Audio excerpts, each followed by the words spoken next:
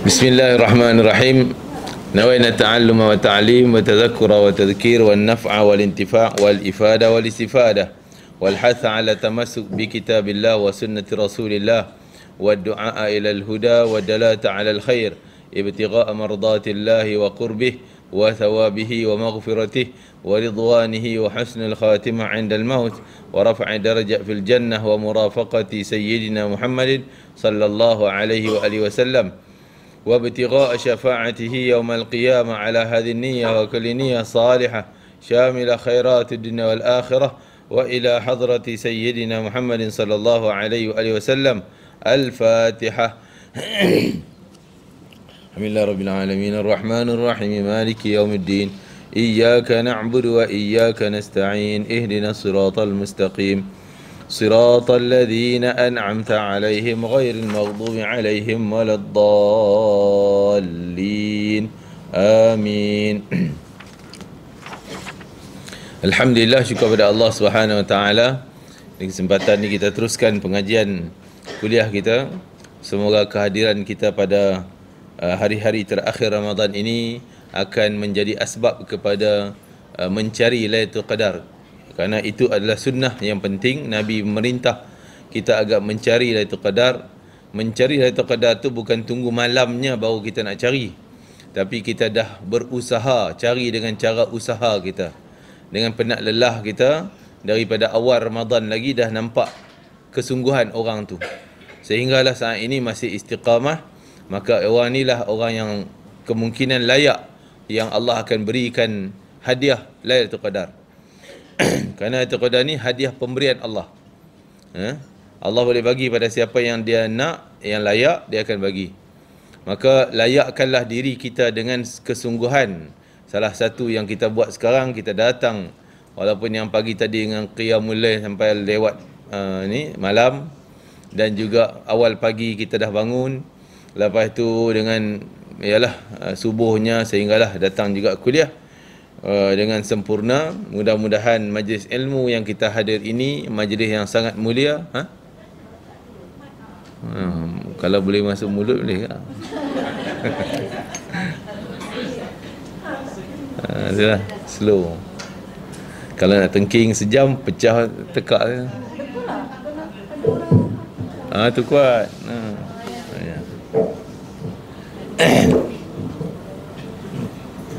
Boleh, okey. Atau mana tadi tu mulai dah. Okey. Jadi alhamdulillah kita datang ni, majlis ilmu adalah majlis yang melengkapi kelebihan-kelebihan di tempat lain. Di tempat lain kalau kita nak minta ampun kena istighfar, taubat. Kalau kita nak pahala mungkin dengan etikaf, dengan sembahyang. Kalau kita nak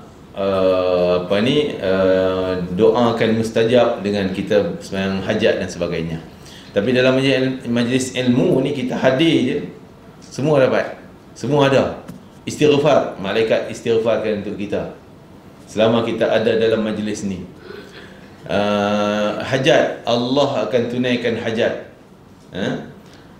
Dan malaikat juga akan doakan supaya dipermudahkan urusan hajat kita. Dan apa sajalah, semuanya ada terkandung dalam majlis ilmu. Maka itulah keuntungan bagi orang yang istiqamah dengan majlis ilmu. Jadi para ulama zaman-zaman dulu, mereka ni walaupun datang mengajar, mereka masih niat nak menuntut ilmu, nak mencari ilmu. Kerana biar mati dalam keadaan mencari ilmu, kerana itu dikira jihad fi sabilillah. Jika mati syahid, jihad fi sabilillah. Man kharaja min baiti fi talabil ilmi, siapa keluar dari rumah dia semata-mata nak pergi menuntut ilmu, maka dia sedang berjihad di jalan Allah. Masya Allah, saudara-saudara kita yang berada di sana berjihad mereka untuk menyelamatkan nyawa, untuk dapat sesuap nasi, sesuap makanan, untuk dapat setitik air. Jihad mereka sangat luar biasa. Kita tak sampai pun tak pernah rasa susah dia orang tu, kan? Maka kita hanya jihad kita dengan datang keluar rumah, datang ke sini dengan selesa, aircon lagi, duduk kerusi bagus lagi, kan? Untuk semata-mata menghidupkan majlis ilmu. Majlis ilmu, taman-taman syurga. dan Allah sangat cinta kepada orang yang hadir majlis ilmu, sehingga Allah kata fa inna jalisuhum la yashqa bihim jalisuhum la yashqa bihim jalisuhum. Allah Taala berfirman dalam hadis kursi, majlis tu takkan mengecewakan siapa saja yang celup masuk. Walaupun dia masuk sekejap, lalu itu dia keluar, dia pun dapat faedah juga, untung juga dia. Cuma faedah dia sikit lah, tak sama dengan orang datang sejam, kan? Jadi tetap ada faedah juga untuk dia. Jadi sebab itulah alhamdulillah bulan Ramadan ni kita teruskan juga pengajian-pengajian. Ada tempat dia mungkin stop terus, kita rasa Allah rugilah, kan? Kerana itu terhimpun segala kelebihan.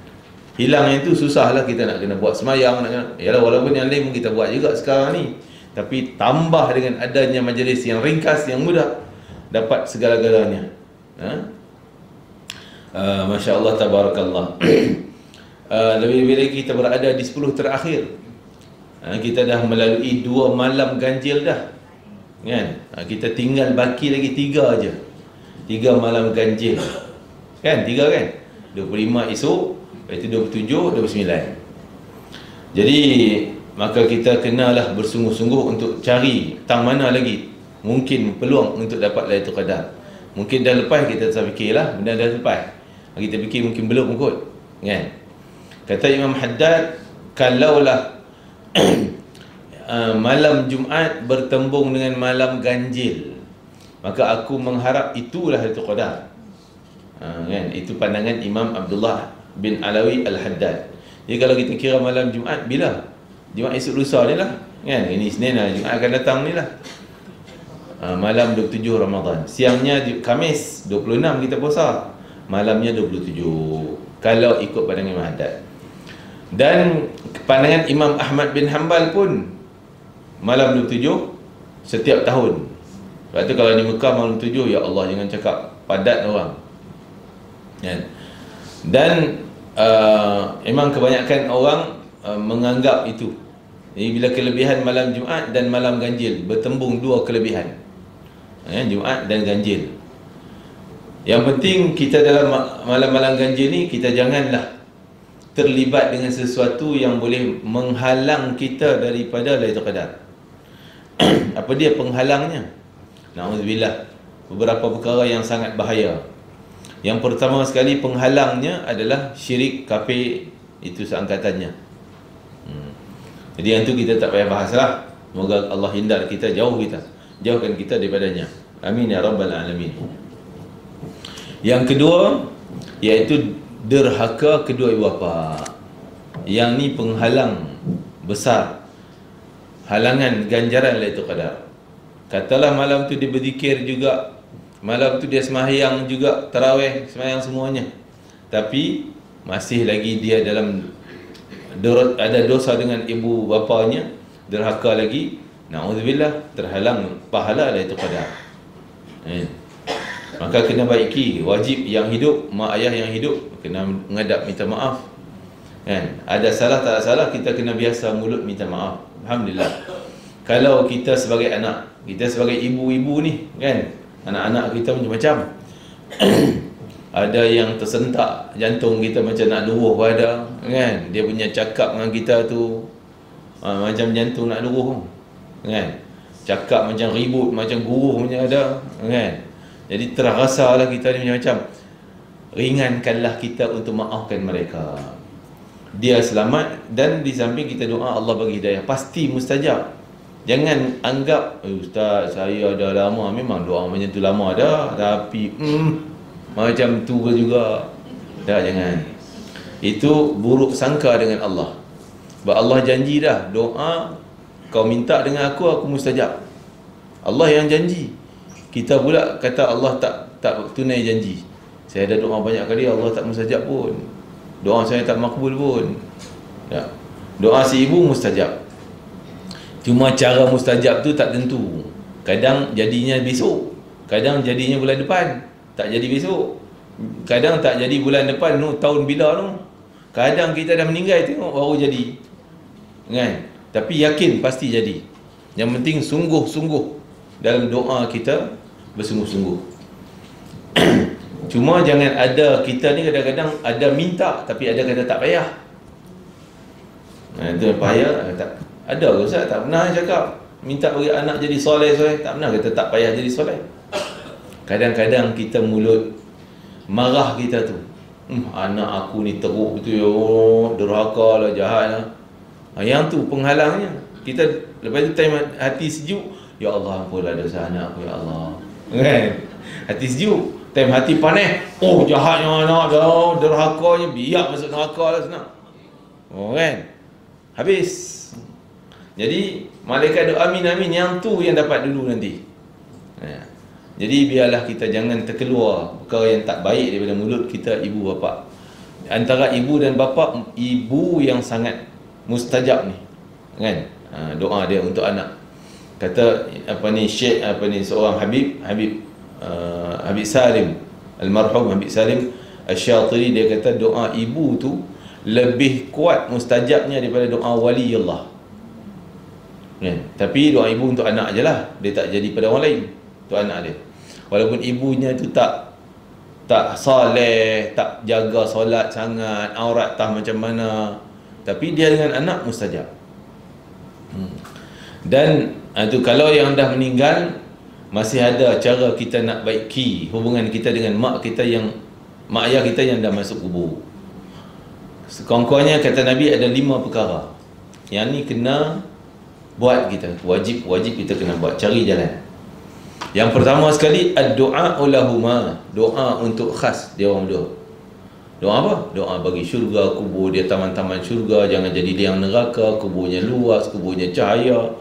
Bagilah Al-Quran yang kami baca, sembahyang kami baca, semua jadi teman dia dalam kubur dia, kawan dia, peguam bela dia, kan?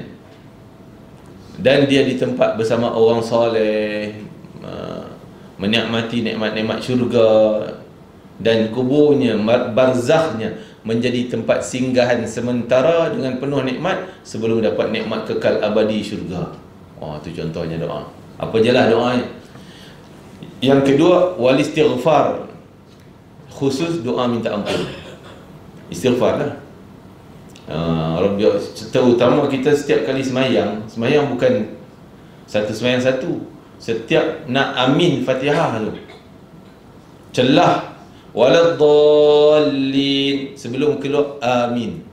Masa imam baca waladdallin, sebelum ramai-ramai amin, celah tu kita masuk surat permintaan kita pada Allah, Rabbighfirli wa liwalidayya. Amin. Sebab apa? Sebab amin tu malaikat doa amin sama-sama dengan jemaah ni. Malaikat amin. Amin ni makna ya Allah makbullah doa dia. Tu makna amin. Makbullah doa ini. Kita baca doa amin amin amin. Maknanya makbullah doa ini, makbullah doa ini. Kalau kita cakap, ni malaikat cakap. Malaikat ramai malam Ramadan ni, malam-malam ganjil lebih khusus, kan? Tanazzalul malaikah, turun malaikat. Tanazzal ni turun tak berhenti, penuh. Kalau kita ni turun tak berhenti, jam tak lebih mana. Malaikat tak ada macam tu, kan? Dia turun penuh, banyaklah, kita tak mampu nak sebut. Sebagian ulama kata tahu tak banyak mana kalau kita nak cerita banyak ni malaikat ni datang mai ni. Yang duk ada pun dah banyak, yang tak datang mai ni yang baru datang kerana malam ganjil, lebih lagi atau qadar. Banyak mana? Sebanyak bilangan pasir di muka bumi. Bukan seberat timbang kita boleh timbang. Sebanyak bilangan butir-butir tu, butir pasir. Kalau genggam macam tu pun tak boleh kira dah. Ni pasir seluruh dunia. Malaikat tu datang. Jadi kita selit, dia pun amin sama. Masa kita nak amin bersama jemaah, kita pun selit permohonan kita, singkat, ringkas, padat. Rabbighfirli wa liwalidayya. Ya Tuhanku, ampun dosaku dan dua bapakku. Masya-Allah. Ni istighfar untuk dua bapak. Tadi kita dah sebut 5 ataupun 6. 2 dah sebut doa dan juga istighfar. Yang ketiga, cara kita nak bakti untuk selamatkan Lailatul Qadar kita, layak Lailatul Qadar kita. Yang ketiga apa dia? Infadhi ahdihima, tunai janji mereka, kan? Tunai janji. Apa janji? Dia pernah sebut-sebut, ya aku ni kalau ada duit ni nak tolong Masjid Al-Falah sikit lah, bagi duit ni orang buat buka puasa ke, dia pernah sebut macam tu. Tapi dia tak ada duit waktu tu, kan. Lepas tu dia meninggal, tak sempat lah nak buat, memang tak ada duit pun, cuma berangan je, pernah sebut itu. Kita tengok, mak dulu pernah cakap lah nak sponsor buka puasa kat Masjid Al-Falah, kita buat. Dia tak dikira wasiat tu. Kalau wasiat wajib, ni tak wasiat, saja ada sembang-sembang gitu je, kita tunaikan. Ataupun tah dia ada janji dengan orang, ni nak pergi belajar, saya nak bagi sikit nanti tau, yang tu lagilah kena utamakan, sebab dia ada janji dengan pihak lain. Yang tadi dia berangan dia seorang, kita tunaikan juga. Yang kedua, ketiga dah. Yang keempat, jaga silaturahim dia. Silaturahim dia, abang kakak dia, siapa dengan kita? Pak saudara kita kan, anak saudara dia, itu kira mahram dia. Anak saudara ni mahram dia, maka kita sepupu. Kadang sepupu ni buat tak peduli je, buat tekak-tekak je, kan. Tapi jangan kita fikir, tak boleh buat macam-macam ni, anak saudara mak kita. Walaupun dengan kita tu rasa jauh sepupu, tapi dia dekat dengan mak kita, mahram. Itulah kaitan-kaitan tu. Tambahlah kita adik-beradik dengan kakak kita, sebab anak dia semua anak mak, kan. Satu mak satu ayah, lebih termasuk juga satu mak saja ke, dan sebagainya. Tu adik-beradik kita adalah dia punya silaturahim dia yang kita kena jaga. Yang yang keempat, yang kelima, iaitu ikrami sadiqihima, muliakan kawan-kawan mereka berdua.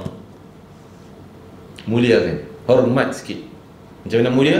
Hormat, jumpa haji, tegur-tegur orang tua ni, bila tegur dia seronok, dia happy, appreciate. Ingat lagi lah anak kawan dia ni, ingat ke dia, seronok dia. Tegur, tanya khabar, raya-raya ni balik hadiah, dan bagilah duit sikit sampul ke apa ke, kan. Pulang, tu tanda kita ikram, kita muliakan kawan-kawan arwah mak kita, ayah kita. Dan benda tu tahu tu, dia dalam kubur tahu, dia tahu, kan. Anak aku bagilah. Itu cerita Sayyidina Umar lah yang paling popular, Abdullah bin Umar, yang mana dia menghormati seorang Arab Badui, semata-mata Arab Badui itu adalah ayah dia. Ayah Arab Badui itu kawan rapat dengan ayah dia. Dia siapa? Dia ni Abdullah bin Umar bin Khattab, Umar Khattab. Ayah Badui yang dia jumpa ni kawan Umar Al-Khattab. Jadi dia nak bakti pada ayah dia Umar Khattab, dia muliakan anak kepada kawan ayah dia. Macam tu. Kita ni kecam dah. Kawan ayah, mana kawan ayah? Tak ingat. Kawan mak tak pernah ambil tahu pun. Yang baik lah kawan yang bawa ke jalan yang baik, sama-sama yang baik-baik ni. Kalau zaman jahiliah tak payah ambil tahu, kan? Kecuali dia pun dah baik semua, okey lah. Ini yang baik-baik, kan? Jadi Masya Allah, Tabarakallah. Jadi ikram kawan ni. Termasuk satu cerita Sayyidina Abdullah bin Salam. Pernah dengar nama Abdullah bin Salam? Sahabat Nabi lah. Pernah dengar tak? Dia ni bukan nama asal Abdullah, dia Yahudi tapi Islam, masuk Islam. Yahudi pertama, pendeta Yahudi pertama masuk Islam. Abdullah bin Salam nama asalnya Hissin bin Salam. Nabi tukar nama dia Abdullah bin Salam. Jadi dia ni waktu dia dah tua lah, jalan pun orang papah. Kita sekarang yalah ada tongkat, boleh jalan seorang-seorang, ada wheelchair. Zaman tu nak jalan orang tua ni kena papah. Anak dia papah kiri kanan, jalan meleret-leret kaki, masuklah Masjid Nabawi. Tua dah. Itu dia ternampak seorang anak muda duduk sandak kat tiang. Nandak kat tiang. Dia pun tak apalah, dia semayang. Selesai semayang nak keluar, dia tegur anak muda tu. Dia kenal anak muda ni. Anak muda ni tak tegur kat dia pun. Jadi siapa dia anak muda tu? Itu adalah anak Sayyidina Uthman bin Affan radhiyallahu anhu. Anak Sayyidina Uthman, kan? Jadi Abdullah bin Salam datang pada anak Uthman ni, saya tak ingat nama dia, tak salah Sa'id dengan nama dia, Sa'id bin Uthman. Jadi tanya dia, ada apa hajat Anak muda, kau dah hajat apa tak nak minta dengan aku? Ni cara dia nak mulakan percakapan. Dia kata tak ada apa. Dia kata lain kali jangan muliakan kawan-kawan ayah. Kerana kalau kita buat tak peduli pada kawan-kawan ayah, Allah akan padam cahaya wajah kita di akhirat nanti. Allah, bukan masalah kecil ni. Padam wajah kita di akhirat, muka kita bercahaya kerana wudu, tangan kita bercahaya, semua anggota wudu kita bercahaya. Tapi kalau terpadam, gelap ni duduk tang mana? Dia ada 3 grupnya di akhirat, di mahsyar nanti. Satu grup bercahaya, orang mukmin. Tengah-tengah duduk sebelah dia grup orang munafik, gelap gelita. Orang kafir lagilah tersiksa. Dua-dua tu gelap gelita. Tak ada cahaya terpadam, siap-siap kita terlajak masuk dalam grup kawan sebelah. Kan? Kita ingat salah WhatsAppnya, salah grup. Kan? Salah grup. Nak kejut anak bangun sahur je pun, hantar dalam grup Masjid Al-Falah. Oh ya, bangun. Mama dah siap makan ni. Macam apa dia hantar macam tu? Salah tingkap orang kata kan. Salah grup. Di akhirat, dunia tak apalah, boleh padam. Akhirat salah grup masuk sana, naik kita. Masuk dalam grup munafiqin, kafirin, na'udzubillah min dzalik. Jadi jangan memadamkan cahaya wajah kita, jangan dengan kita buat dek je. Tak peduli pada Pak Long tu, Pak Cik ni kawan mak ayah kita. Kan? Kita tahu dulu ni kita duduk Subang Jaya. Mak duduk sana, dia lah duduk tolong bawa pergi klinik, tolong pergi sini. Balik tu jumpa lah, pergi lah raya. Kan? Ini pesanan untuk saya lah juga. Ikram kawan-kawan dia. Itu yang kelima. Yang keenam, kita buat kebajikan untuk dia orang lah. Kebajikan untuk dia orang, sama ada sedekahnya, wakafnya, apa segala jenis bentuk daripada harta dan sebagainya. Dan hadiah pahala juga, pahala sedekah tadi, pahala kita Quran, pahala apa segala, jangan lupa nama dia orang. Tahlil termasuklah salah satu cara kita buat, sampai kepada mereka. Ala kulli hal, itulah antara kita nak keluar daripada halangan kita ni, terhalang daripada Lailatul Qadar. Tak nak. Kita nak dapat Lailatul Qadar. Tahu nilai Lailatul Qadar semua, mungkin ustaz-ustaz dah cerita kan. Hebatnya masjid ni. Saya nak cerita pun takut lah, berapa kali dah ustaz ni, ustaz baru nak ulang, orang dah cerita 20 kali dah. Kan? Kan, hebat. Orang Masjid Al-Falah ni rajin belajar. Tu kadang nak cakap dia, orang ni dengar ni. Kan? Jadi mulia, hebatnya malam Lailatul Qadar ni, kalau kita boleh gambarkan, ada 2 cerita. Satu cerita Nabi tentang seorang lelaki Bani Israel yang tak tinggal baju dia, dengan badan dia ni gantung pedang, anak panah, baju besi, baju perang, selama 1000 bulan. Berjihad selama 1000 bulan.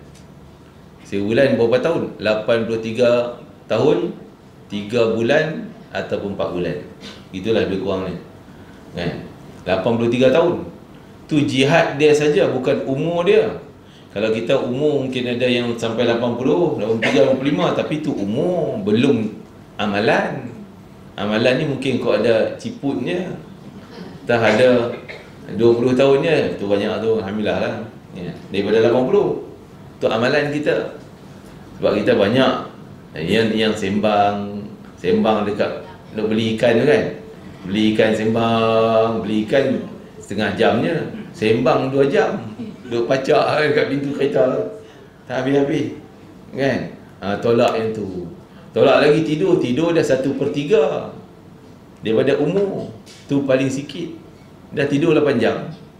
8 jam kali 3, 24 jam. Daripada sehari tu dah 1/3 habis tidur. Tu yang tak kira tidur dalam kuliah tu. Kan?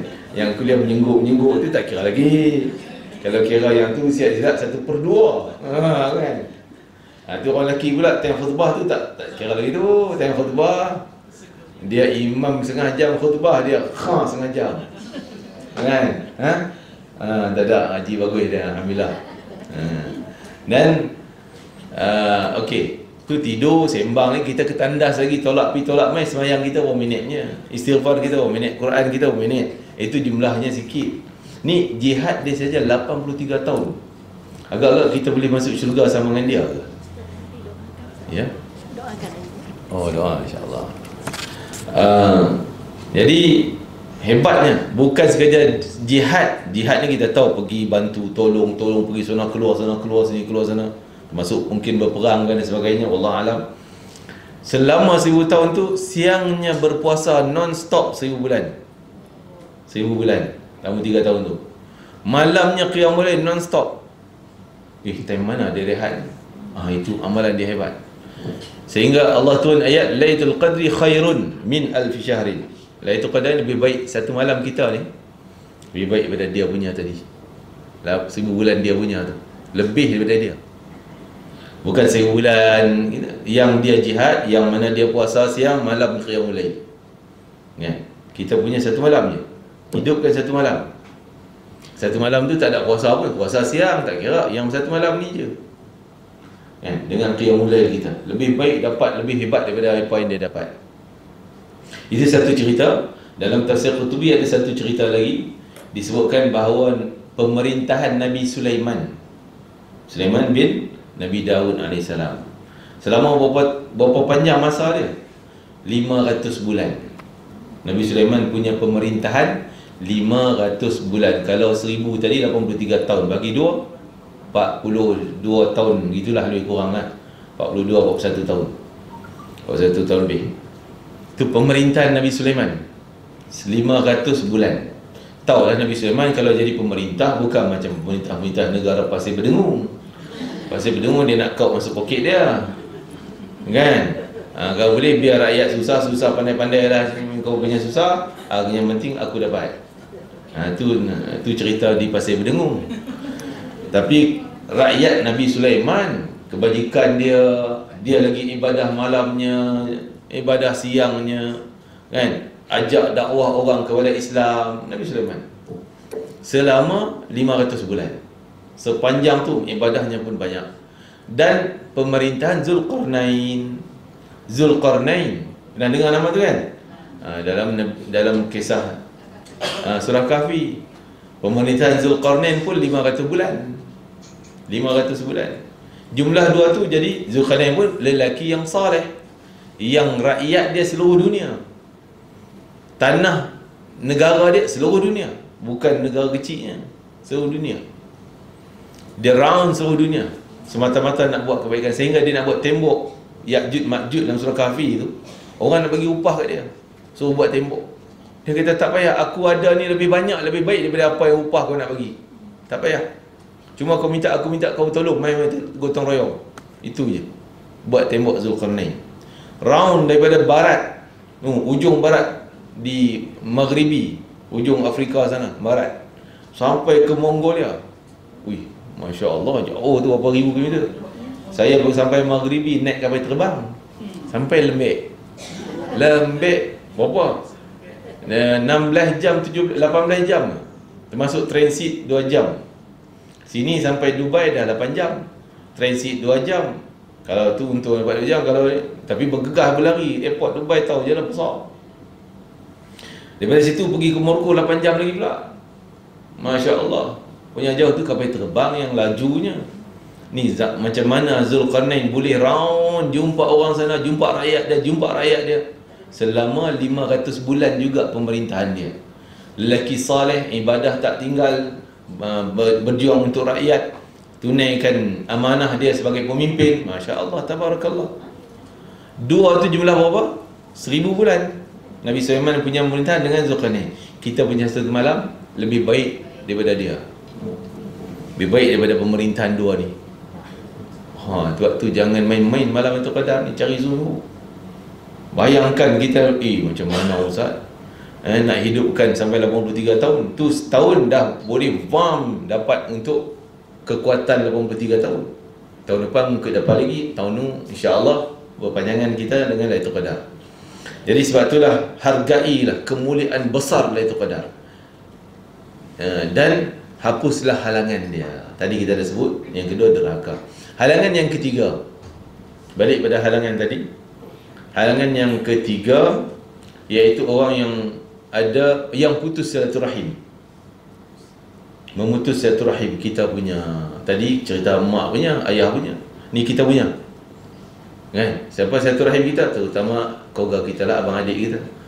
Dengan anak-anak, dengan anak saudara, jangan putus silaturahim. Ni keluarga terdekat. Kerana silaturahim ni dah ada perjanjian dengan Allah. Allah dah janji sungguh-sungguh dengan dia. Allah takkan mungkin janji dengan dia. Janji apa? Man wasalaki wasaltuhu.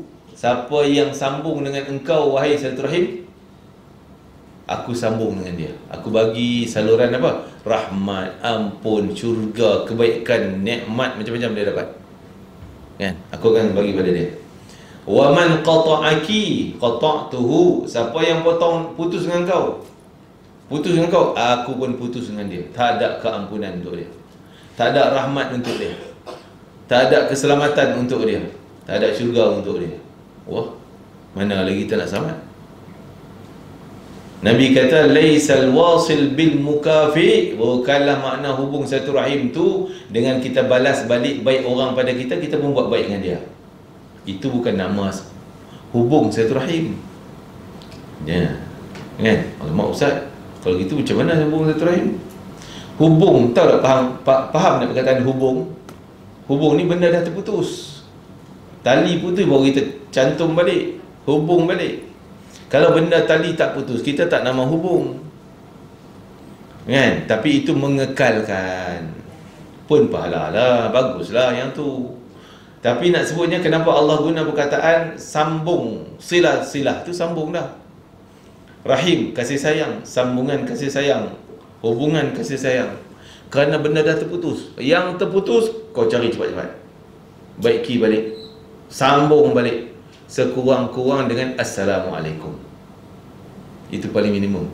Nak Assalamualaikum Ustaz, nu duduk Australia tu, duduk London tu, dah lah hetero, dah tak boleh terbang kan? Kan? Macam mana ni? Lapangan terbang tak boleh pergi dah, terputus. Kena pergi sana pergi sini, susah kan? WhatsApp ada. Zaman guna teknologi untuk kebaikan dunia kita sampai akhirat. Kan? Selamat Hari Raya contohnya kan. Selamat berusaha malam Lailatul Qadar. Jadi itu cara kita nak menghapus diri kita daripada. Yang ketiga, halangannya ada silaturahim. Yang keempat iaitu musyahin. Ini lagi payah nak buat ni. Tapi ini nilai syurga. Apa dia musyahin? Musyahin ni beban dia nak maafkan. Masih berdendam dia. Denda, oh no, aku tak akan maafkan dia sampai kiamat. Jangan. Walaupun kita tahu dia punya salah besar kita. Ada satu tempat orang tanya saya, Ustaz, habislah hutang kami, duk maafkan dia, dia hutang, kita tak boleh tuntut. Tak, memaafkan ni bukan menghalalkan hutang. Kita boleh maaf, tapi hutang kita boleh tuntut, itu tak menjadi penghalang Lailatul Qadar kita. Maaf kena maaf, tapi hutang kita boleh tuntut. Maafnya apa? Maafnya salah dia. Dia hutang, nak janji nak bayar bulan depan, tapi dah setahun dah, 2 tahun dah. Jadi dia tipu. Tipu tu kita boleh maaf. Dia mungkin janji, kita boleh maaf. Dia lari, tipu, macam-macam lah, kita boleh maaf. Tapi duit mana? Kita boleh minta. Tak halal pun. Kalau kita tak nak minta duit, kita boleh sebut aku halalkan. Itu halalkan. Jadi maafkan. Yang keempat. Yang kelima iaitu al-asi. Malam tersebut jangan kita terlibat dengan apa-apa dosa maksiat. Malam ganjil-ganjil ni kena jagalah sikit. Maksiat apa? Mungkin mulut cakap, mungkin telinga dengar, mungkin mata nampak tengok. Yang tercatat dosa itu dosa besar, maka jangan terlibat.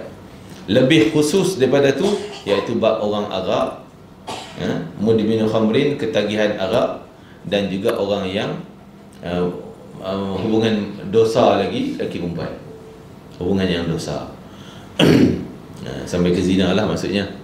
Jadi itu memang takkan dapat. Sehingga itu kita jagalah kemaksiatan dosa-dosa yang lain. Jadi macam mana? Sebab itulah kalau boleh banyakkan istighfar. Kita tak tahu, mungkin tersalah cakap tadi, mungkin tersalah pandang, tersalah dengar, kan? Benda-benda yang tak elok, banyakkan istighfar. Yang tu bagi padamkan, taubat cepat-cepat. Dan yang seterusnya iaitu orang yang tadi masih mengekalkan maksiat. Dah sebut orang yang ghafilin, yang masih leka malam tu buat tak peduli. Malam ni hadiah Allah nak bagi ni, hebat, tapi dia buat tak peduli je. Bila tak peduli, dia duk makan layan buffet dia yang panjang kat hotel kan, dah lah bayar mahal 200 300 ringgit. Takkan nak makan sepinggan Ustaz 300 ringgit. Layan terlajak sampai Isyak, dah tak larat, tarawih pun tak jadi buat. Balik ke debun tidur. Orang macam ni nak dapat itu kadar, dia pun tak nak. Seolah kita ni nak bagi hadiah ni. Nak bagi hadiah raya dengan duit lagi, dengan bungkusan kuih raya semuanya. Tapi kita kata datang ke majlis ni kita nak bagi hadiah, dia tak datang. Dia tak minat dah tu. Dia tak payahlah bagi kat dia. Kan? Mungkinnya macam tu. Jadi seolah Allah pun tengok kesungguhan. Man jahada fa innama yajadu nafsi. Siapa yang bersungguh-sungguh, maka Allah juga akan bagi kemuliaan kepada orang yang bersungguh-sungguh. Dapat faedah pada dia juga. Kan? Kerana dia bersungguh-sungguh.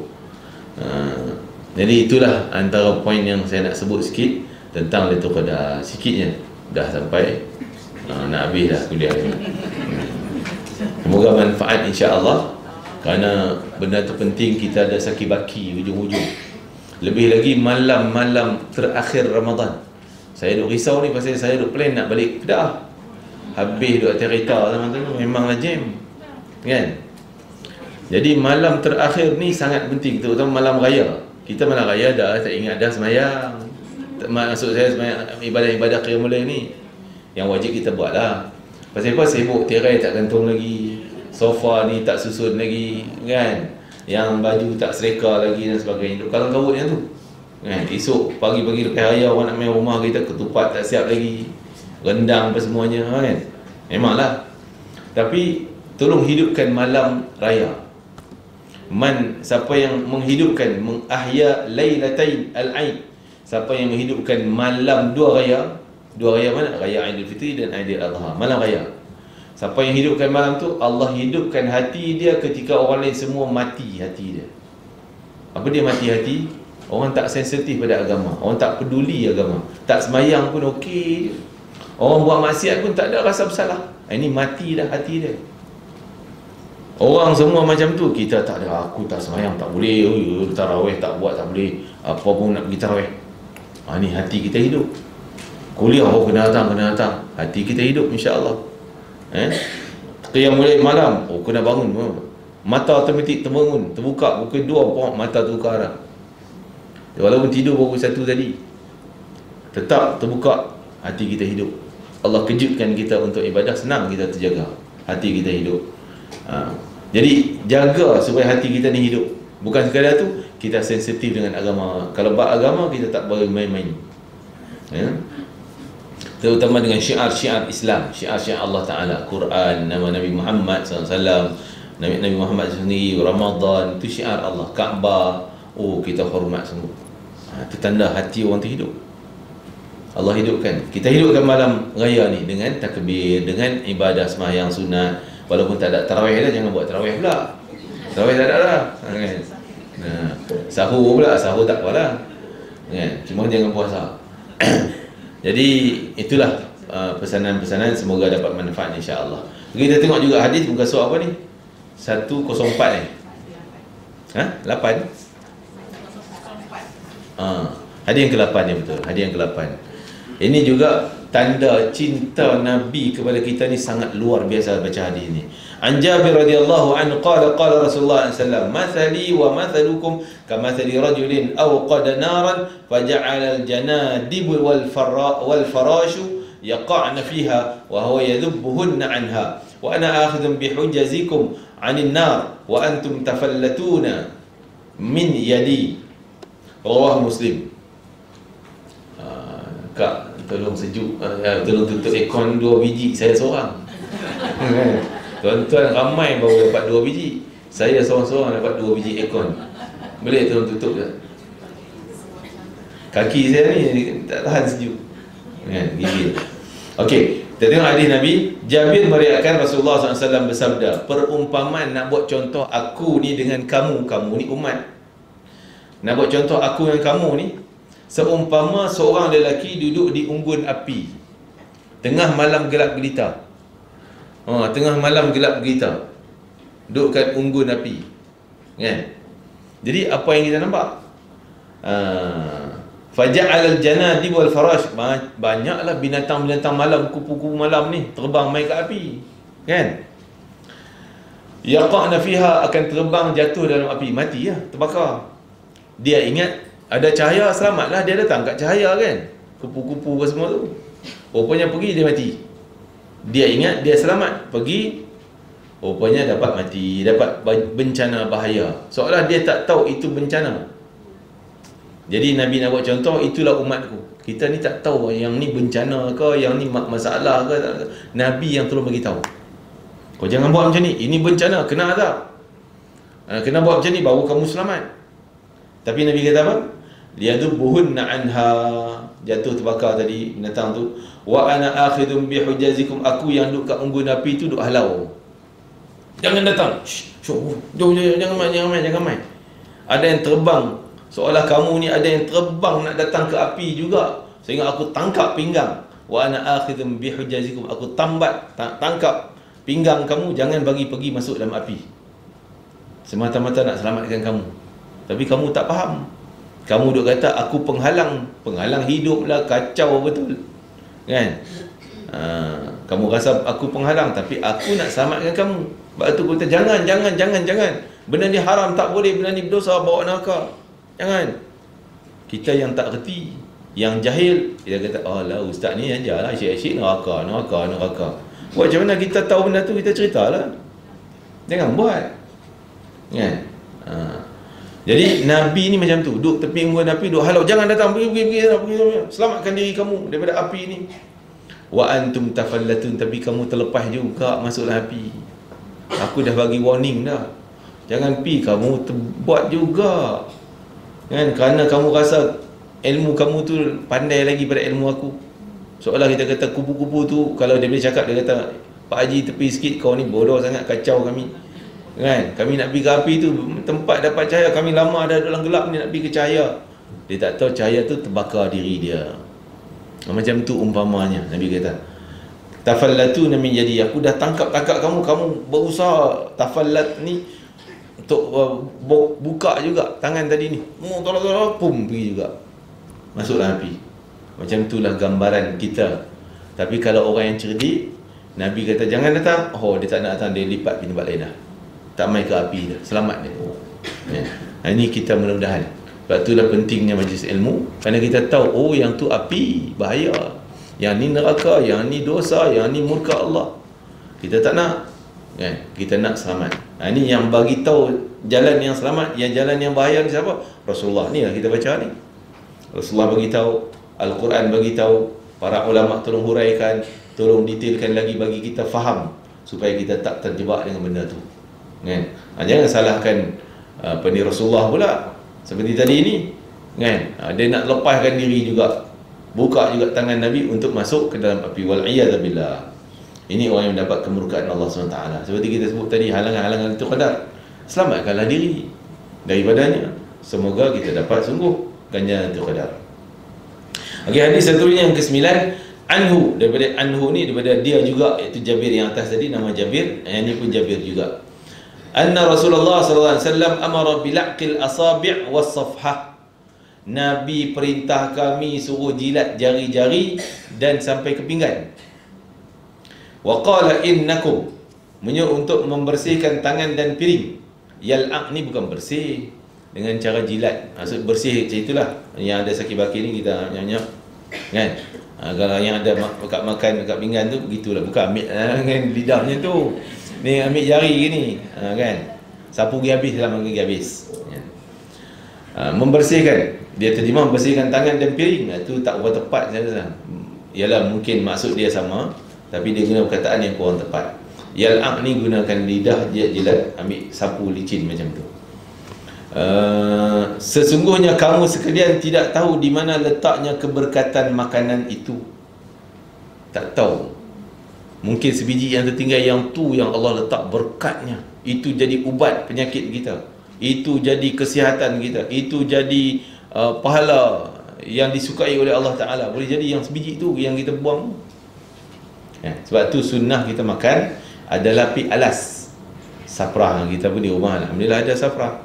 Kan? Kadang-kadang kita makan di masjid, main letak atas semennya. kan, atas lantai je. Bukan apa, bila benda tu jatuh kita nak ambil pun tak tergamak dah. Kalau atas safrah boleh kutip lagi.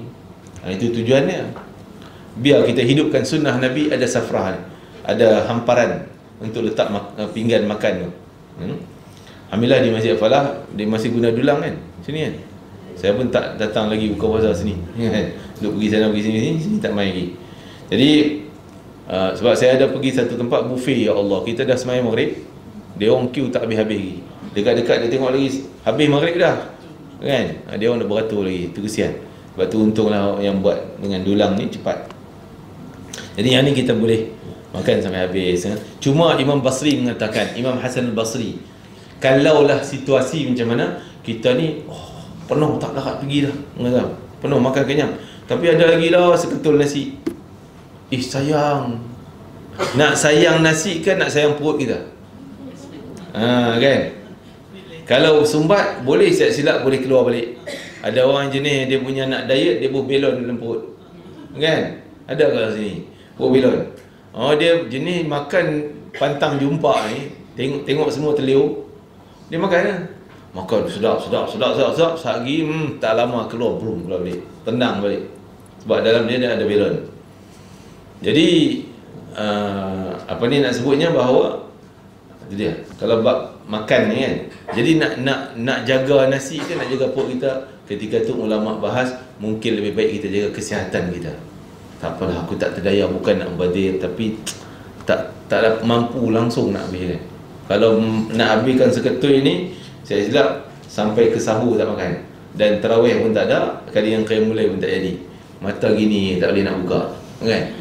Jadi lebih baik kita jaga iman kita, jaga badan kita. Tapi jangan pula awal-awal membazir tu kan, tahu dia nak jaga badan, makan sikit dia hantam banyak, kadang-kadang tu membazir, dosa kembali pada dia. Jadi itu disebutkan, wa innakum la tadruna fi ayyi barakah, kamu tak tahu tang mana yang ada berkat, mungkin yang kamu tinggal itulah ada berkatnya. Habiskan. Wa fi riwayatin lahu idza waqa'at luqmata ahadikum, kalaulah terjatuh makanan salah seorang kamu sekalian jatuh, maka ambillah dan bersihkanlah kotoran yang melekat serta makanlah makanan itu. Jadi orang Arab roti dia boleh dah gabui-gabui, tahu gabui kan. Saya di Mesir macam tu, dia orang dia mencampak je roti. Dia tengok sana pinggan sana kosong, dia cuma buat piring terbang kan. Dia ada roti dia macam piring ni kan, campak tu. Kadang jatuh berbang atas lantai, dia ambil lah gitu je, cari-cari kat kain dia tu, okey makan. Dan pernah saya juga nampak driver bas, dia bila beli roti panas musim sejuk kan, jadi dia bawa bas nak sambil-sambil makan, dia tak roti kat mana tau, depan ni penuh barang dah, bas elok pun, dia tak dekat tempat cushion dia duduk, saya elak bawah punggung dia. Sebab dia nak tarik tu senang, sebelah tangan dia koyak kan, macam-macam dia orang ni. Jadi kadang jatuh itu lah, dia bawa roti atas kepala ni kan, atas kepala ni tanggung, banyaklah roti dia susun, bawa keluar kilang ni panas-panas. Kadang-kadang tengah bawa tu jatuh sebiji, dia ambil tak boleh, kita beli kan. Tapi kita nasi kita ialah kalau dah bercampur tumpah semua tu payahlah nak ambil, tu masalah lain. Jadi kalau yang boleh dibersihkan, sunnah kita ambil, bersihkan dan makan juga. Kenapa? Maka ambillah dan bersihkan kotoran yang melekat serta makanlah makanan itu, dan janganlah dibiarkan makanan itu untuk syaitan. Kita musuh dengan syaitan. Kalau boleh sebiji nasi pun tak nak bagi syaitan makan, kita tak nak bagi dia makan. Dan janganlah seorang itu membersihkan tangannya dengan sapu tangan sebelum ia membersihkan jari-jarinya itu dengan mulut, jilat dulu. Serta semuanya ia tidak tahu di mana letaknya keberkatan makanan itu. Jilat jari. Jilat ni biar penghujung lah, jangan tengah baru satu suat dua suat duk jilat. Dia jilat, itu dia pegang pula nasi kita kan. Biar last, dah habis dah semua nak habis, baru kita jilat untuk suci-suci habiskan akhirnya. Itu sunnah, kena ajar tu. Ada anak-anak ni, apa lah jilat macam tu kan, dia rasa geli pasal kita tak pernah mengajar dia. Tapi dia jilat juga, jilat apa ni, sudu dia tu okey je, macam tu juga kan. Sudu lebih rasa jijiknya kalau kita nak jilat. Dah sudu tu acong guna ke apa kan. Orang yang bukan Islam guna. Ni jari-jari saya, biarlah saya nak jilat pun. Ni orang lain tak kongsi. Sudu tu berapa ratus orang kongsi dah kan? Lebih bersih daripada jilat sudu tu. Dan janganlah seorang itu bersihkan tangan tadi, kerana sungguhnya ia tidak tahu di mana letaknya keberkatan makanan itu. Dalam riwayat lain disebut, sungguhnya syaitan itu selalu menyertai salah seorang di antara kamu sekalian dalam segala hal. Syaitan ni nak menumpang kita aja. Semua. Dalam bab nak pakai, dalam bab nak tidur, suami isteri pun dia nak menumpang juga. Dia nak menumpang juga. Kalau tak baca doa, dia pun syok sama. Wal'iyadzubillah. Jadi dalam bab makan, rumah tangga, nak tidur pun dia masuk mai sekali. Jadi kita kau boleh halang sehalang-halangnya. Jangan bagi dia orang datang. Kan? Apa ni ustaz? Kan bulan Ramadan syaitan kena tamat. Tak apalah, tak baca bismillah pun syaitan tak main. Kan? Dah. Dia bila benda yang dibiasakan sebulan, dia akan buat di luar dia. Dia akan terbiasa di luar. Kita biasa dengan sahur, bangun awal, insya-Allah. Dan Allah biasakan kita sampai ke hujungnya, sampai ke luar daripada Ramadan. Kita biasa, okeylah tak baca bismillah, tak baca bismillah. Saya minta maaf sekali, kita tak buat sunnah. Kita tak ikut sunnah yang Nabi ajar. Awak dia betul-betul juga. Betul ya. Jadi tak ikut sunnah, tak dapat pahala sunnah, makan kita tidak ada berkat. Walaupun syaitan tak ada, tapi nafsu yang menang. Akhirnya makan ikut nafsu. Oh, sedap. Ya. Jadi itulah disebutkan kita ni musuh dengan syaitan, halang sehalang-halangnya syaitan. Walaupun Ramadan pun kita halang juga cara-cara, pintu-pintu yang syaitan boleh masuk mai. Sebab tu syaitan duk tunggu. Kalau kita masuk rumah tak baca bismillah dan doa, tak bagi salam, tak baca bismillah, maka syaitan kata, "Geng, hari ni kita dapat hotel free, jom masuk tidur." Kan? Tengok kita duduk makan tak baca bismillah, mai kita ada makan free je ni. Suami isteri pula hubungan malam, dia pun numpang sama, dapat free juga dia pun. Kan? Dapat hasil anak yang tu lah bercampur dah. Kan? Yang tu yang jadi macam-macam tu. Yang tegur pun dia naik lawan backfire balik dengan kita. Mungkin bercampur. Kan? Wal'iyadzubillah. Okey, tengok hadis yang ke-10 daripada Ibn Abbas radhiyallahu anhuma, katanya Rasulullah SAW berdiri di tengah-tengah untuk memberikan nasihat, di mana beliau bersabda, faqala ayuhan nas innakum mahsyuruna ila Allah ta'ala hufatan uratan gharla. Wahai manusia sekalian, sungguhnya kamu sekalian akan dikumpulkan di hadapan Allah Ta'ala dalam keadaan telanjang bulat, tidak ada pakaian. Termasuk para nabi? Ya, termasuk para nabi. Manusia juga dia pun kumpul di mahsyar, kecuali dia cepat-cepat Allah bagi pakaian. Nabi manusia pertama, kalau tanya siapa, ada hadis yang Nabi kata Nabi Ibrahim orang pertama dapat dulu, sebab dia bapa kepada para nabi yang lain, kemudian nabi-nabi yang lain. Dan di kalangan manusia biasa yang bukan nabi macam kita ni, siapa yang terawal dapat pakaian? Iaitu orang ahli Al-Quran. Ahli Quran, orang yang sering baca Quran, baik dengan Quran, penat lelah dengan Quran, sebarkan ilmu Quran, belajar Quran, berdamping Quran. Dia ahli Quran. Antara orang yang beratur queue nak dapat baju tu, dia awal kali di depan. Dan tidak beralas kaki, tak ada kasut mana ada. Sebagaimana pula mula pertama sewaktu dia ciptakan, dikembalikan balik. Maaf cakap lah tentang dulu kemaluan kita, ada yang potong kan, itu dikembalikan balik. Malah kata ulama, mungkin kuku-kuku yang kita potong tu akan jadi kembali balik. Panjang Ustaz kan?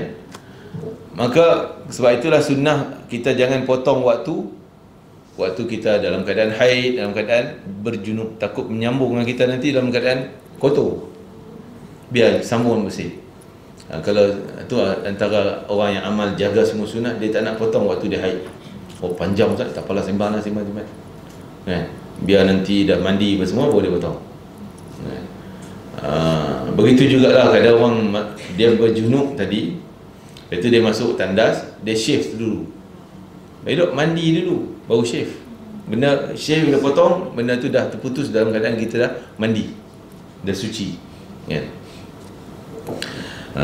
Jadi apa tadi? Disambungkan balik seperti awal kita diciptakan.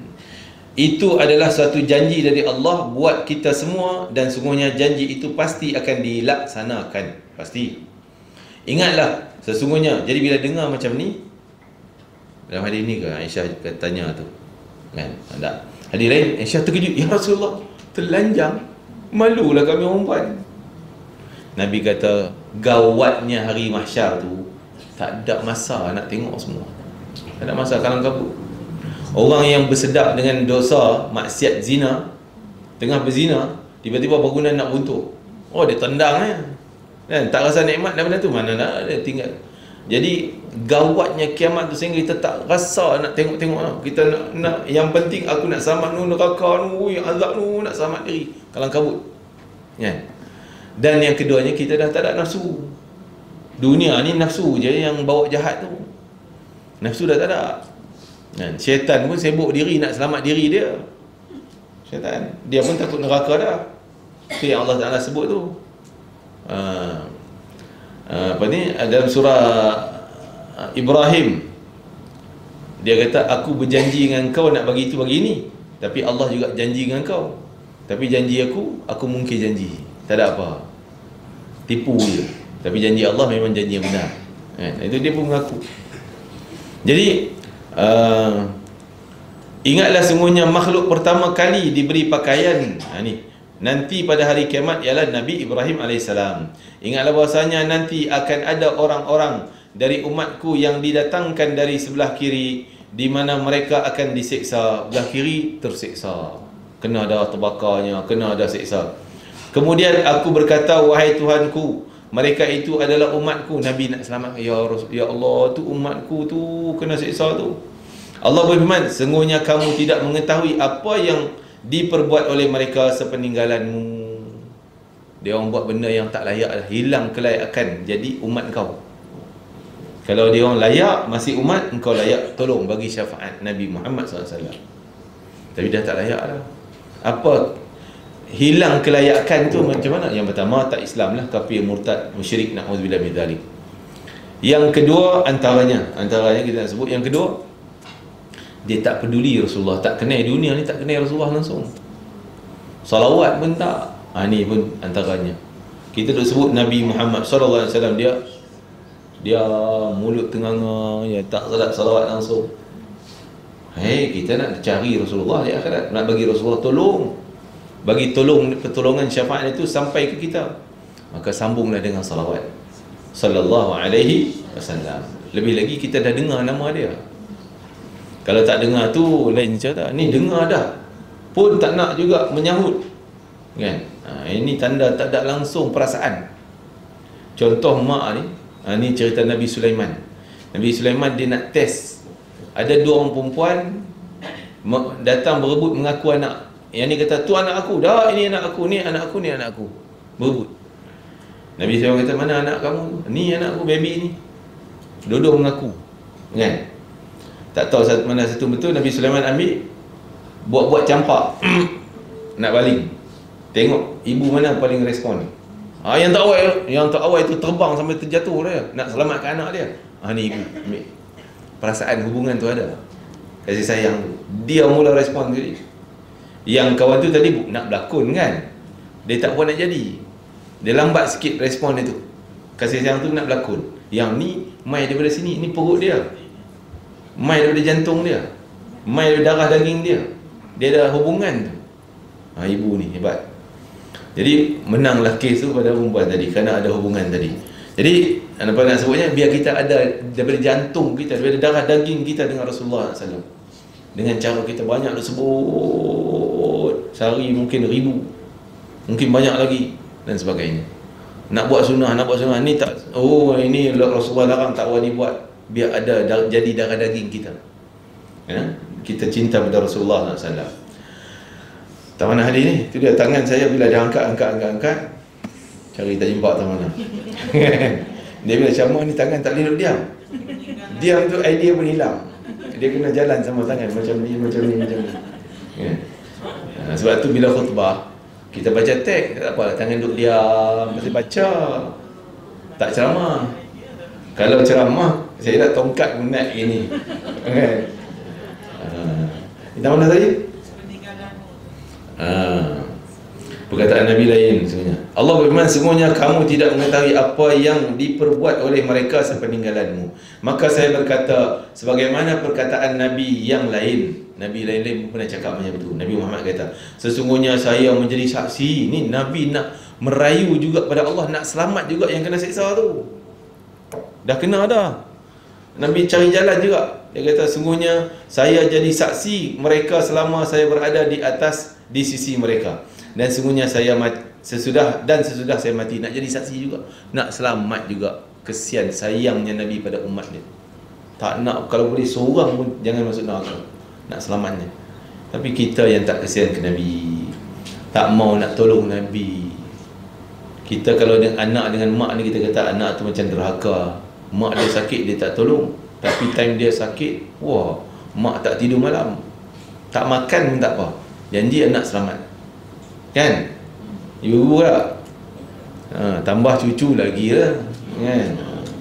Tapi time kita sakit, minta tolong-tolonglah, bawa pergi hospital, klinik ni, mak sakit mak dah. Nantilah ni ngantuk ni. Nak jawab macam tu. Kan?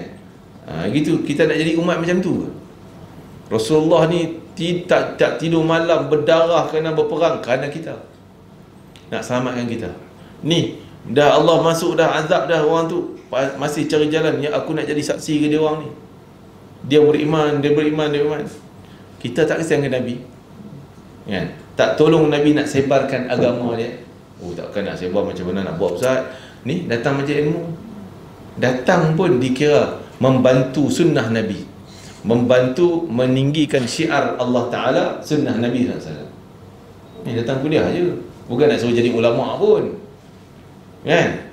Tak suruh nak jadi ulama' baru nak dakwah dah, tak semestinya. Sebab tu semalam dia orang buat program, saya pun terlibat sekali. Jadi pergi, Allah malam ganjil pula, buat pula di mall, di Setia Mall tu, apa, Setia Alam Convention Center. Rupanya depan ni bazar-bazar ni, bazar jual baju raya, semua raya. Buat pentas, kita ceramah. Sudah, aku nak iktikaf masjid. Dia fikir, dia kata, tolong Ustaz, tak ada orang lain, semua tolak. Okeylah, kita pergi.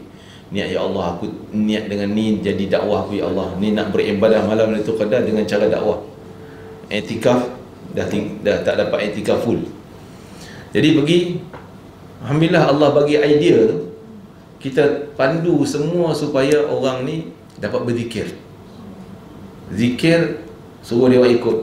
Ramai, terpacak orang lelaki perempuan. Mungkin cik isteri dia sibuk ni, suaminya duduk depan kita, berdiri-diri dengar zikir, nak ikut sekali. Antara saya ajar zikir Sayyidul Istighfar, simple.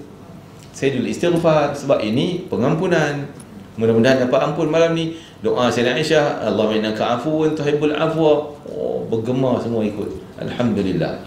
Kan? Jadi nak sebutnya bahawa kadang-kadang orang yang pergi pasar tu, bukan dia nak tinggal masjid, bukan hati dia tak boleh nak tinggal pun, tapi dia terpaksa nak kena beli. Kan? Keperluan dia. Maka penganjur dia buka peluang untuk orang boleh buat ibadah walaupun di pasar. Sebab zaman Nabi, pasar-pasar zaman Nabi, pasar raya, mall-mall zaman Nabi, jadi macam masjid, macam surau.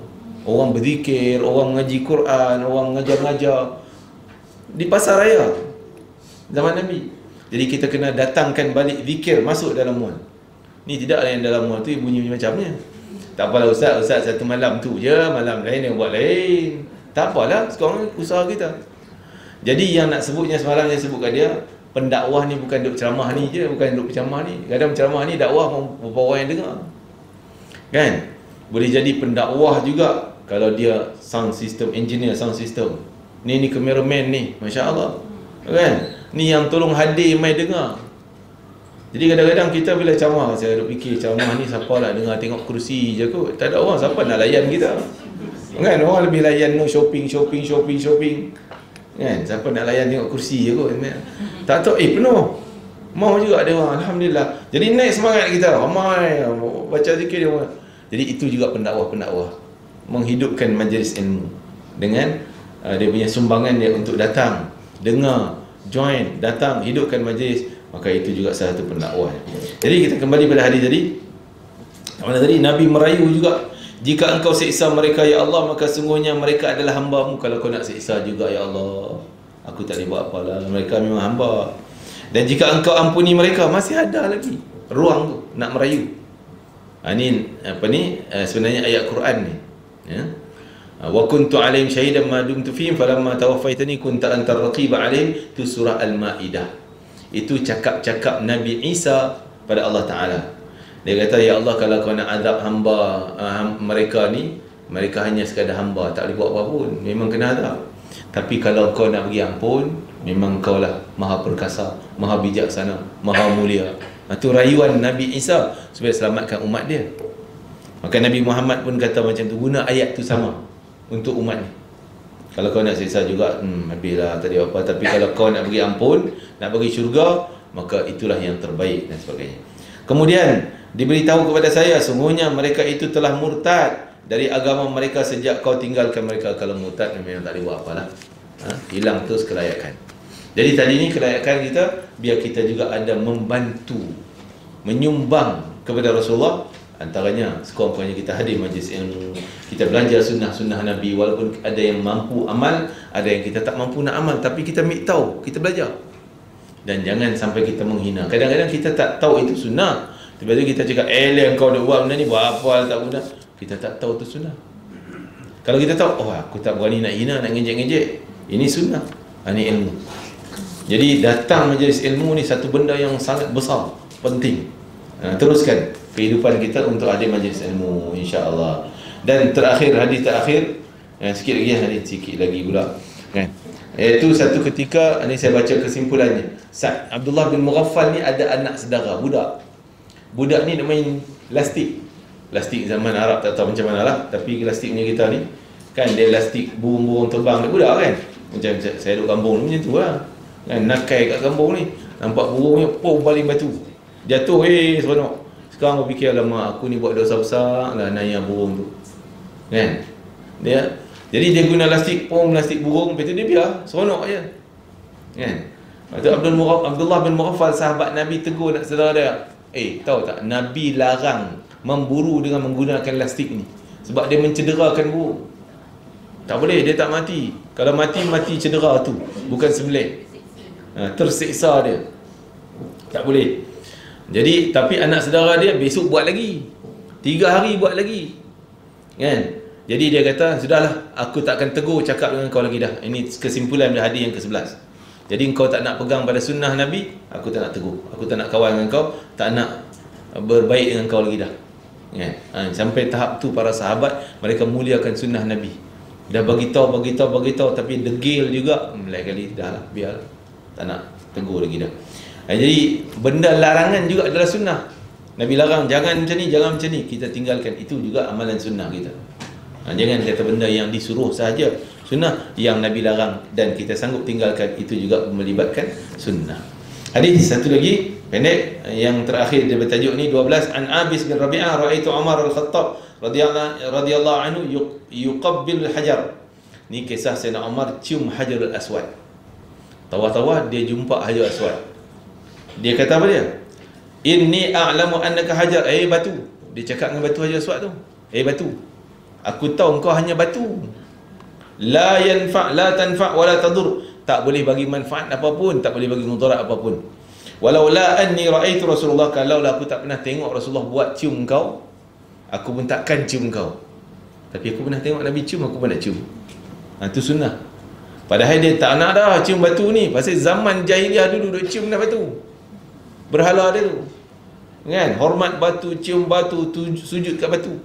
Jadi bila ni pun nak cium batu, dia rasa gerun, macam takutlah. Tapi dah nampak Nabi buat, okeylah, buatlah, walaupun benda dia tak suka. Jadi kita juga kadang-kadang ada benda tak suka, macam jilat jari tadi. Alamak, usah jilat jari, tak nak makan jari lah, makan garpu lah dengan chopstick ni kan, nak jilat lagi. Kita tak suka, walaupun tak suka, ini sunnah, buat. Benda sunnah ni, kata Imam Haddad, kalau tak mampu buat berterusan, sekurang-kurangnya pernah, saya pernah buat macam tu, saya pernah buat, alhamdulillah, Yang penting jangan ejek, jangan hina, jangan kecilkan sunnah. Kan? Jangan menghina sunnah Nabi. Tak buat, duduk diam. Jangan kutuk-kutuk. Jadi sampai kecium Hajar Aswad pun Sayyidina Umar cakap macam tu sebab nak pujuk hati dia ni, supaya tunduk sujud, kau cium. Sebab Nabi buat. Nak pujuk. Nabi pernah buat ni. Walaupun kita tak apa suka waktu tu, tapi buat juga. Ada seorang sahabat Sayyidina Abu Musa Asy'ari radhiyallahu anhu. Abu Musa Asy'ari ni satu ketika dia dijemput makan. Maka ketika makan termasuk makan makanan Nabi pun dia ambil kira juga. Jadi ada murid dia, bila tengok ayam dia tak nak makan. Dia ingat ayam ni makan benda kotor kan. Dia jadi tak nak makan. Jadi tiba-tiba Abu Musa Asy'ari kata, kau duduk ni jap. Aku ni pernah duduk dengan Nabi, orang jamu makan sekali, dan pernah sekali orang jamu ayam. Dalam hadis tu ada, pernah orang jamu ayam zaman Nabi. Nabi makan je. Terus kawan tu bangun dah tadi, dia bangun dah nak pergi tak nak makan. Dia dengar macam tu terus dia duduk, dia makan. Paksa diri macam tu kerana itu pernah dibuat oleh Nabi SAW. Ada sahabat yang diberi buah tembikai. Dan dia tahu Nabi ni suka makan tembikai musim panas. Tembikai Arab ni dia membonjol, bukan bulat, bonjol. Lonjong. Bonjol pula, lonjong gitulah. Bonjol. Dia lonjong panjang, dia panjang, bulat dia tu jadi panjang ini. Jadi memang tak tahu cerita orang tu dia makan ni. Kan? Sedap lah. Jadi dia kata, Rasulullah potong tembikai ni macam mana Tanya sahabat dia yang lain. Tak tahu, semua tak tahu. Aku tak nak potong, simpan dulu, cari dulu macam mana Nabi potong dia, baru nak potong cara Nabi SAW. Macam tu sekali mereka-mereka yang sangat menitik berat hal sunnah Nabi SAW. InsyaAllah, tabarakallah. Jadi kita sunnah Nabi, terutama kadang-kadang yalah, saya pernah masuk main iktikaf dalam masjid ni, budak tahu je lah kan, berselerak larinya.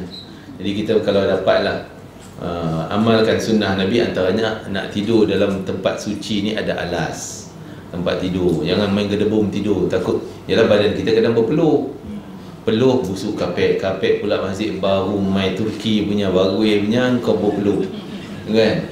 Itu hak meleleh ni yang kira hari ni, hak meleleh ni kan. Jangan. Ni bukan rumah kita, bukan hak kita. Kalau rumah kita pun orang kita marah kan. Kita pergi tidur rumah tetamu mai tidur rumah kita atas sofa yang baru beli, yang puluh ribu punya sofa ni. Tidur tak ada alas apa, tengok dia meleleh. Allah, kita dia nak tolak bagi terguling jatuh. Pasal apa? Ni sofa aku beli dekat 50,000, kau tidur meleleh dia. Kan? Marah. Ini kapek rumah Allah.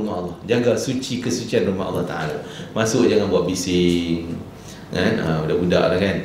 Dan juga kadang-kadang tidur, orang lelaki pakai keplekat. Dia tidur macam rumah dia. Dia punya kangkang tu dia. Jadi highway, seorang kaki sebelah naik gitu. Lah ini, ya Tuhanku. Orang nak semayang pun pecah mata.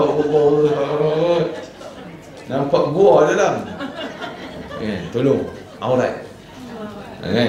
Jin pun ada, dia pun tumpang iktikaf juga dalam masjid ni. Jin ada. Saya cerita ayah saya, arwah almarhum ayah saya, dia pun cerita kat saya. Dia kata aku ni, dia cakap aku ni tidur dekat tangga mimbar. Kan imam naik khutbah tu ada tangga-tangga. Jadi dia letak kepala jadi bantai. Dekat tangga tu dia lapik lembut sikit. Tidur kat tangga mimbar, mestilah masjid. Dia bangun pagi tengah malam nak bangun sembahyang tu, jaga-jaga tengok kat tempat kasut. Tangga kasut tu kat pintu luar. Bila dia keluar dia pun tak tahu. Dia kata jin tu kacau aku nak naik khutbah tak boleh, angkat Pak Haji ni tak luar kan. Jangan macam tu. Dia pun nak sembahyang juga, dia pun nak ibadah juga. Jangan bising. Jangan, jaga adab-adab. Jaga tertib kita dalam masjid rumah Allah Ta'ala. Itu sunnah Nabi SAW. Jadi mudah-mudahan kita dapat lagi berpeluang untuk berjuang malam Lailatul Qadar, insya-Allah, memburunya.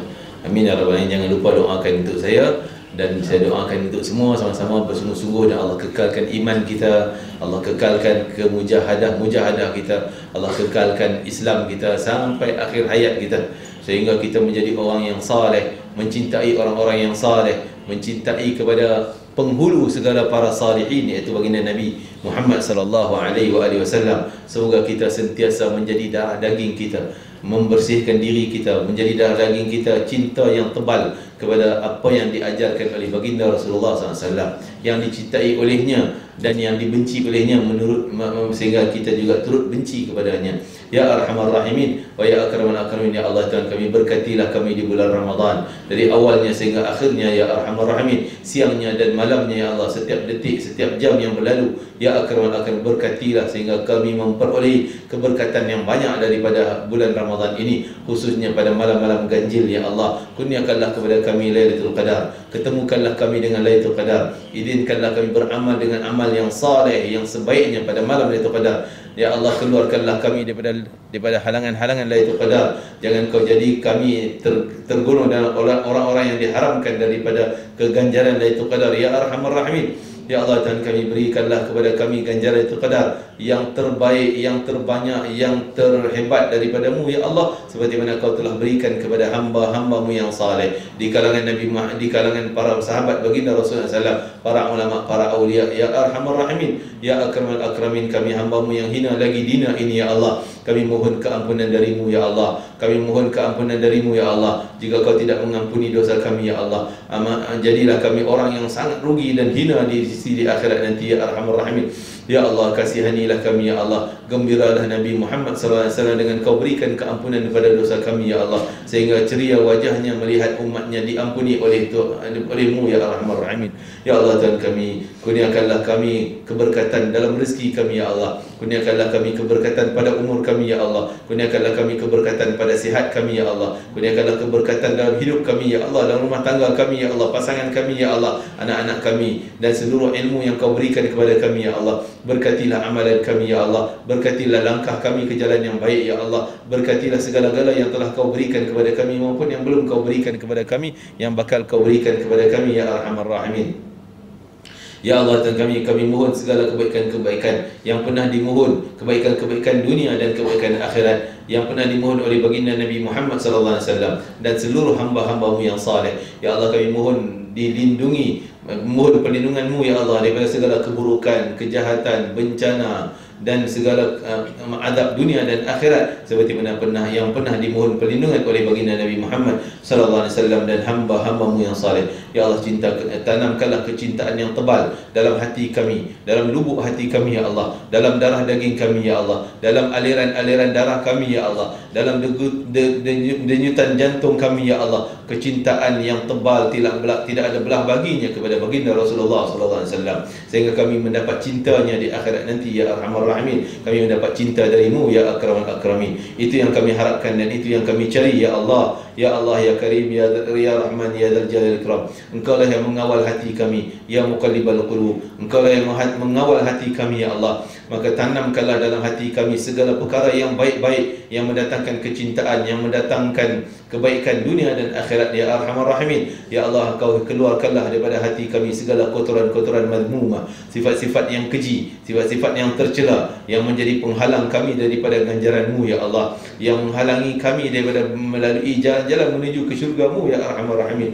Ya Allah, jangan kau haramkan kami daripada syurga-Mu ya Allah, jangan kau halang kami daripada jalan menuju syurga-Mu ya Allah. Ya Arhamar Rahimin, ya Allah, kami tidak ada daya dan upaya ya Allah. Amalan kami amatlah kerdil ya Allah, amalan kami amatlah sedikit ya Allah, amalan kami penuh dengan kejahilan ya Allah, amalan kami penuh dengan kotoran-kotoran ya Allah. Ya Arhamar Rahimin, ya Allah, pada saat dan ketika yang berkat ini ya Allah, dan pada malam-malam yang mulia, malam-malam ganjil, kami mohon agar kau bersihkan kotoran-kotoran amalan kami ya Allah, sehingga jadi amalan yang diterima olehmu ya Allah, yang memberatkan timbangan pahala kami ya Allah, dan menghapus dosa-dosa kami ya Arhamar Rahimin. Ya Allah, berilah tanda yang besar untuk kami mengenali Lailatul Qadar ya Akramal Akramin. Ya Allah, berilah tanda besar sehingga kami merasai malam Lailatul Qadar ya Allah, sehingga kami gembira dengan berita yang baik yang Engkau anugerahkan kepada kami ya Allah. Ya Allah, kami ingin bersyukur dengan sebaik-baik syukur padamu ya Allah. Berilah hati kami hati yang syukur, berilah tubuh badan kami tubuh badan yang syukur, berilah amalan kami amalan yang syukur kepada segala nikmat yang Kau berikan kepada kami ya Allah. Ya Arhamar Rahimin, ya Allah, keluarkanlah kami daripada kelompok orang yang kufur